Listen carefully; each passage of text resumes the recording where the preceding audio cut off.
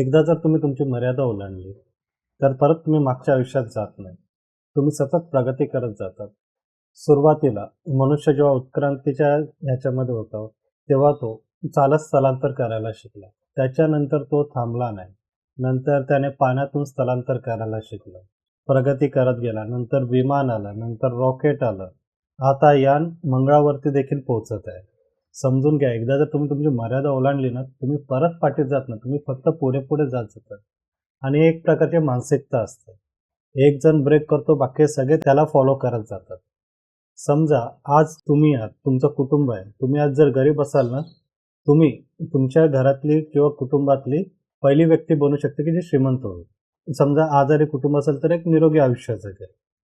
अशा पद्धतीने तुम्ही प्रगती करत जातात आणि एकदा ते लिमिट ब्रेक केलं ना, परत कोणीही पाठी जात नाही. कोणी म्हणजे कोणीही नाही. तुम्हाला फक्त तो एक प्रयत्न करत जायचा आहे आणि समजून घ्या हे सर्व काही शक्य आहे. कुठे चालत स्थलांतर होतं. आता अजून काही वर्ष गेलं ना, आपण गॅलेक्सी देखील पार करू शकतो आणि खूप काही गोष्टी देखील पार करू शकतो. तुम्हाला एवढ्या काही गोष्टी करायची गरज नाही. तुमचं जे पण काही आयुष्य आहे ना, ते थोडंफार जरी तुम्ही मर्यादा मोडत गेला ना, तरी सफिशियंट आहे. तुम्ही सर्वांगीण समृद्ध आयुष्य आरामात जगाल आणि हे अगदी सोपं आहे.